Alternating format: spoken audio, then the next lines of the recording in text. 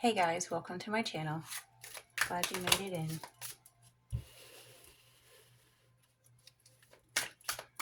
I have a message.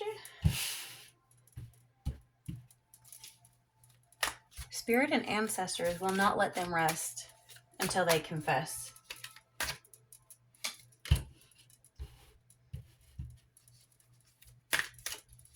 They're going to have to confess publicly. They've lied to a lot of people. A lot of people. And thankfully, this situation is actually helping you learn how to have faith in very uncertain times. I know it may not seem easy, but that is how our faith grows. And thankfully, Spirit gives us the space. There is so much space and room to grow through this. Okay, let me see. That there. The spread I'm doing is one that helps to expose the enemy, whoever is trying to do harm to you. If you feel like you're struggling a lot, hitting brick walls, and you feel like there's just so much opposition in your life, it is evil eye. It is a person and group of people who are so deep in their own karma that they want to take everyone else down with them, whether they are conscious of it or not. Sometimes it's not a conscious thing. Sometimes it's just, I don't know. I don't want to make an excuse for it. I feel like sometimes it's so much of both, to the point where, like how narcissists have their own little fake reality they believe, but yet at the same time, they really know they're doing the wrong thing.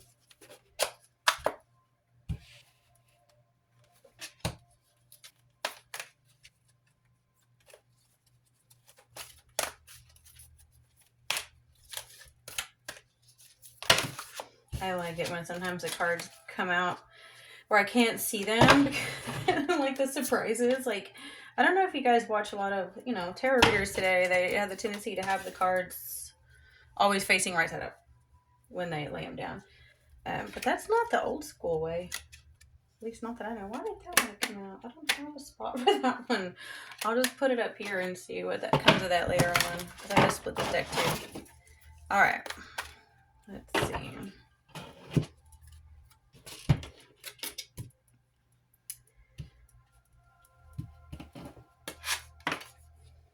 Holy shit. I got this one in the Tattoo Tarot when I was pre-shuffling the Knight of Swords. This is who has been harming you.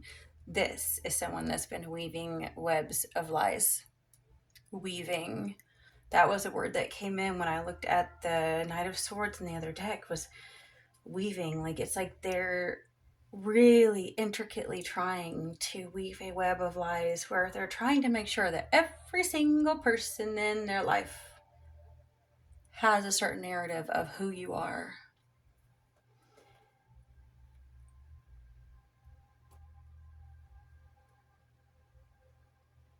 I don't know. I'm going to leave it at that and move on because there's so much more to say about that. But let's see what else we have here. What they want. That's what I thought. They want to control you. It's like they're scheming and they're planning, and they think that if you haven't groveled and come back to them by now, they must initiate something to make you grovel, make you beg. They're trying so hard to move in the ethers.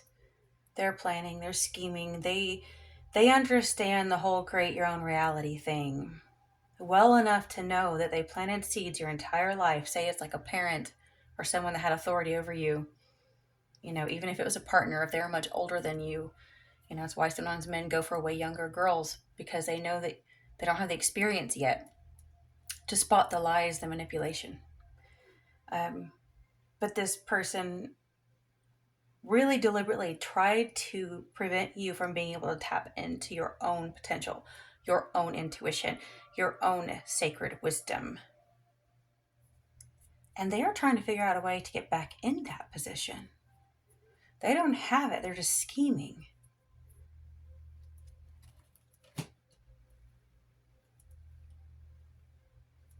This is what they do have. Huh. Okay. So, I certainly believe this can be both of what I'm going to say. It can literally be both at the same time. They have a partner, a feminine partner, that is absolutely uncontrollable, irrational, easily shaken, easily shook, a coward, a pick me. Think of the opposite of positive fire. You know, you look at, like, say, Aries women as an example. Um, when I have been around men that have a lot of Aries in their chart, they are usually very demanding, and they're not afraid to raise their voice. Women that have a lot of Aries in their chart have the tendency to whine and complain. Now, not all of them. There's a lot of strong, fiery Aries women that invoke the masculine side, but when they invoke the feminine side of Aries, Aries doesn't like feminine so well, so they come off as whiny and me, and we. So I feel like this schemer is stuck with someone who is constantly nagging. Makes you even think of like a Virgo, like an out of balance Virgo that doesn't know when to stop literally driving you mad, like won't shut up. And again, if I say stuff like this, guys, don't get offended because I probably have some of every sign in my chart. I have a Virgo moon. Most of the time, like, my rising is Scorpio, but a lot of times where the planets land, it's more like Sagittarius. So, I'm not, this is literally observations, and we know there's good and bad. Like, I'm an Aquarius, and I know some real shit Aquariuses, and they have absolutely ruined our reputation. So, please do not get offended. Take what resonates. But I also feel like if this is what they've gotten to, is they have managed to convince everybody around them that this is you.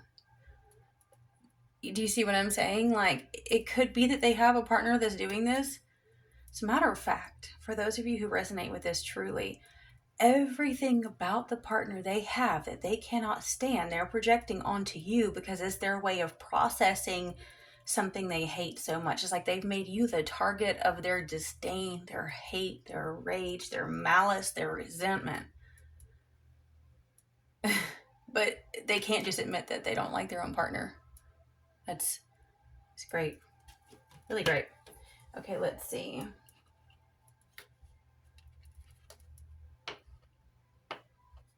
This is how you fight back. Oh. 3 of Swords.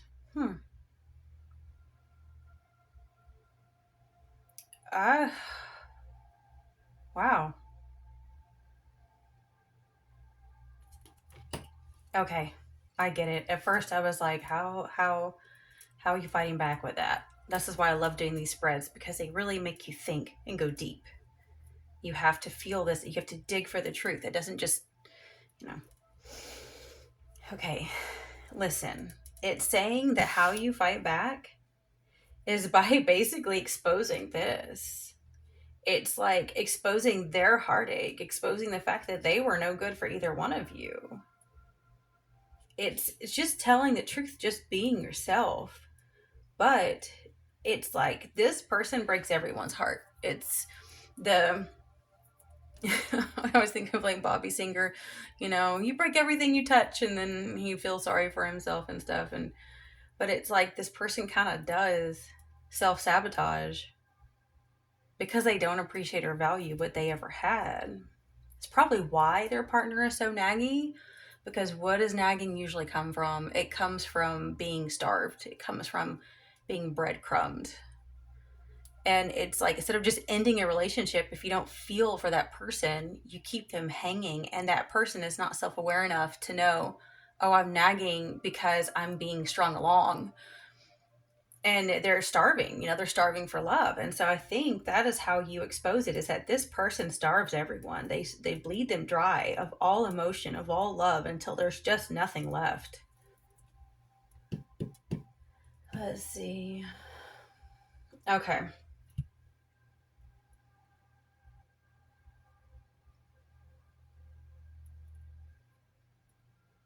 All right. This is how you'll lose. Because if you play defense, you lose every time with this type of person. Okay. I feel like you not speaking up, like you, okay, let's put it this way, avoiding and procrastination and trying to tiptoe around the situation is, it's not helping you, because this person is not ever going to help anybody. They're starving everyone, and apparently somehow they're still affecting you too. So if this person is in Knight of Sword energy, they like to think fast, they like to stab fast, they like to think of like Scorpio energy. Like, even though I know it's a air sign, just go with it, okay? It's like they sting, they pop sting. And I get this because this is just how so many toxic people in my family, on my dad's side of the family, this is like their motto, okay?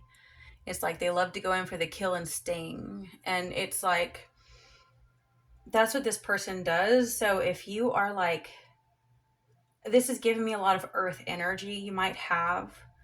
Um, and again, it's so funny because, like, this is supposed to be fire energy, but just you gotta go with what I'm picking up, okay? This gives me a lot of earth energy, like, because what's sticking out to me is the wands as like the trees, the limbs, the earth. And with it being in the Eight of Wands reversed, it's not fast paced like fire. It's like that slow and steady wins the race. So you may have, as a matter of fact, when I split the deck here is the Queen of Earth on top of that split deck. That's Queen of Pentacles, very earthy energy.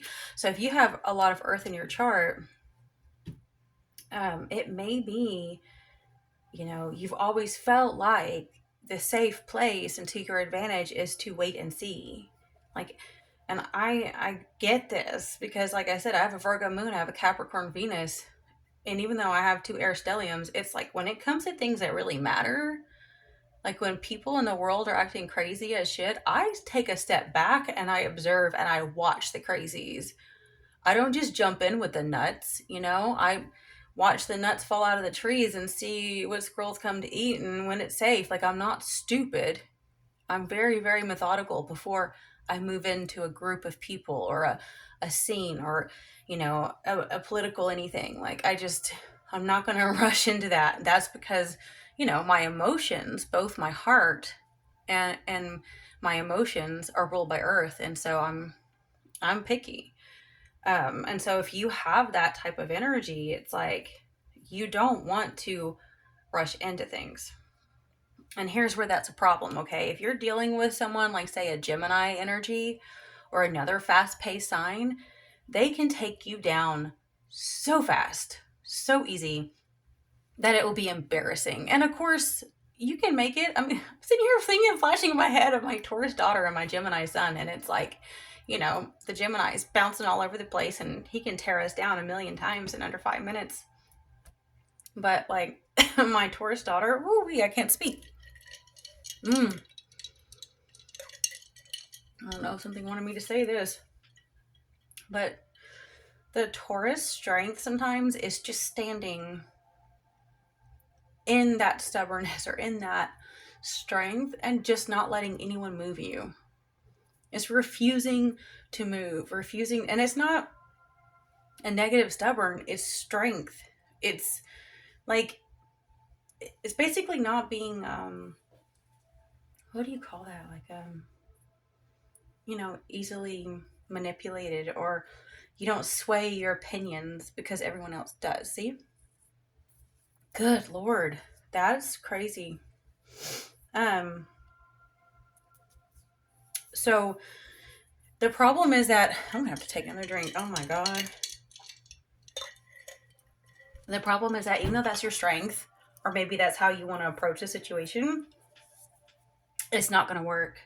You have to play offense, and this is it, okay? This is how you take them down. This is how you expose them to the light of day. It is with the Ace of Wands. So I think you're going to have to invest in like a a creation, a new thought form, a new idea, a new plan. Do something different that they don't expect. This is a card of growth, of something new, of, it's both sexual energy and clubbing someone upside the head energy, okay? But it's also new growth, new earth energy as well. So you have the ability to make something out of this, but it's not by sitting back and waiting. You're gonna have to take some form of action. Okay, now that my throat almost completely shut closed, let me see. Where are we at? We're on these over here. Okay. Safety precautions. We have the Fool reversed. Okay. So, this is warning you that, like, basically, they know you're not stupid. They know you're onto them. They know that you know. They know you're probably planning some kind of escape route or exposing who they really are. Oh. This is their weakness. 7 of Wands. Well, what do you know? I guess their weakness is that you can be on your high horse. No, it's a unicorn, but that you actually come from a place of integrity, from higher ground, from sacred ground even. You don't come from a place of scheming or darkness or slithery, slimy, weaving, webby shit like this person does. This person has their own shit. They have wallowed in their own bullshit like a pig, and they cannot compare to this. They know deep down that you're a pure soul. That's their weakness. And this is their strength. What would you know? 8 of Fire came out. Exactly one above it. That's wild. As old as this deck is, it's shocking that 2 in a row would come out. That's it, guys. If their strength is 8 of Fire upright, 8 of Wands upright, and your weakness playing defense is the 8 of Wands reversed, they're trying to hold you back. That's just all there is to it. That's their strength, is being the one that moves quickly. Just they love the actual thrill of fast movement. I think they love the thrill of getting a rise out of you through fast movement. Like just doing things. Like, I don't know why, but I think they're addicted to doing stuff and not having consequences. Like, I think they get high off of that. Like, they do things that they know are wrong, and it's like no one stops them. And they literally get high off that. And because they know good people don't want to fight. It's just like you ever go into public spaces and you always have the occasional really, really rude customer or really, really rude employee. And everyone around them is just kind of like trying to ignore the situation because 99.9% of people don't want to fight. They don't want drama. They don't want stress. But there's these people like this that love it. They live for it.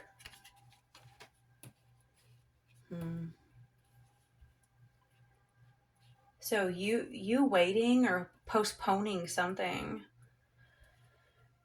they're counting on that. They're counting on your inaction. They are absolutely counting on you doing nothing about this situation. Checkmate. This is checkmate. Huh. This is when you know it's time to celebrate. The 6 of Cups reversed. 6 of Water.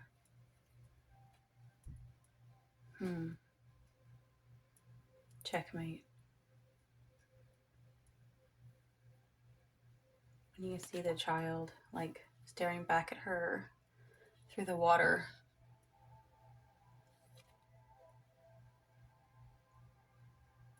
I feel like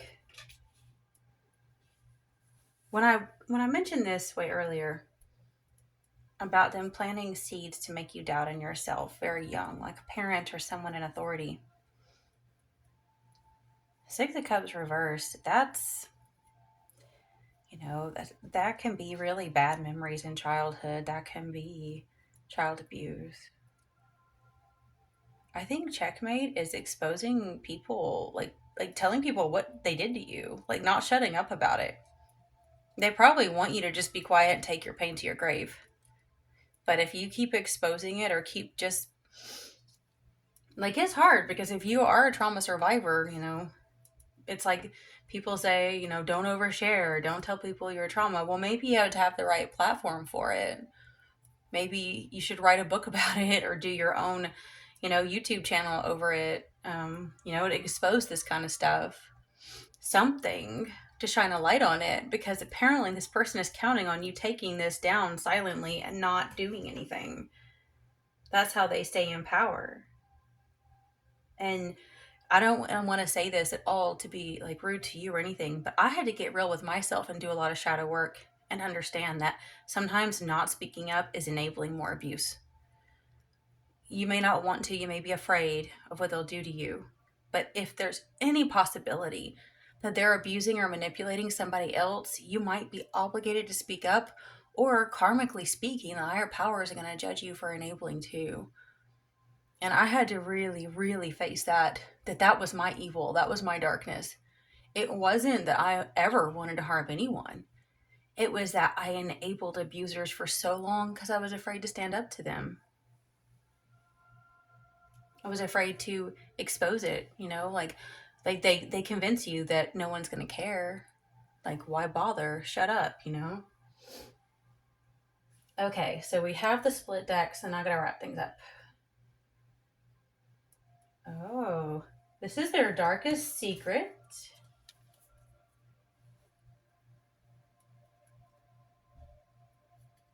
Okay. This is their darkest secret, and this is what they think your darkness is. Huh.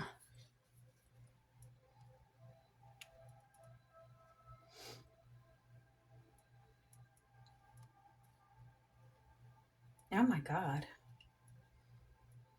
So their darkest secret is like, actually, they consciously decided to sacrifice you. Like, they consciously chose, they weighed out the options, like calculated what's worth more, you or what they could get if they harmed you, and they chose to harm you. What they think your darkest secret is.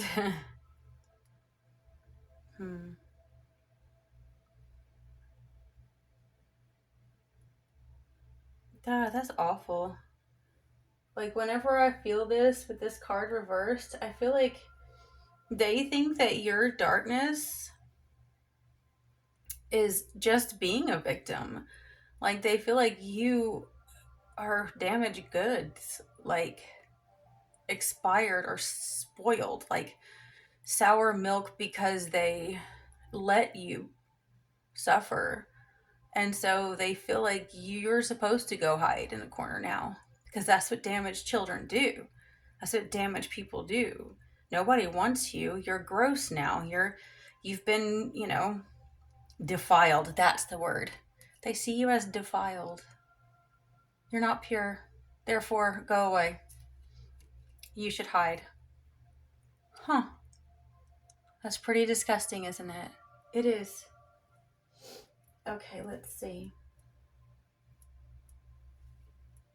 And then these two right here. Energy and forces that will help you. And the clues that they have fallen in their own trap. Energy and forces that will help you. We have King of Fire. It came out reversed. I think that you have some ancestral energy that is going to come and help you. But understand that with it being King of Fire reversed, it is a very, very, very, very ancient primal energy. Very ferocious, very fire-like, dragon-like energy that is not something that you can control. So, if anything bad happens to this person, Understand that, don't ever feel guilty or think that, you conjured it or you made it happen. I don't even care if you did spells or anything. It really is beyond your control, and it's something that this person can't handle. This person cannot handle the force that it awoke when it harmed you, chose to harm you, chose to ruin your reputation, and then chose to tell you to go get in a corner and shut up and be the damaged goods that you are. That person has so little, that's the person who defiled you. And that person has so little respect for your life that this thing is forced to take them down. And then this is how you know that they have fallen in their own trap. I think you'll know when they have fallen in their own trap because something in the air is just going to change. Your confidence is going to be beaming. Your energy is going to be like unleashed, where you don't feel trapped anymore. You're going to feel nourished, rooted, grounded, and you're going to feel like you have vines that can reach to the heavens, and you're not going to feel beaten down or weighed down or confined to a dark dungeon under the ground anymore. You get to rise up. It's what you've always really wanted anyway, is to just be you. Have confidence in your life and your future, where you forget they ever existed. You forget that they ever existed. And this person will be condemned to go to Nostron, to the darkest place of like Niflheim, or however you say it. It's worse than hell. It's the shore of corpses. It's where they have to sit with the corpses of their own making and stare at them for eternity, where they're neither alive nor dead, and nobody remembers their name. Well, that wraps it up. This is the spread. I could pull a whole lot more cards, but I'm pretty sure I like where that ended. And it's kind of long. So I will talk to you guys next time. And you got this. Stay strong.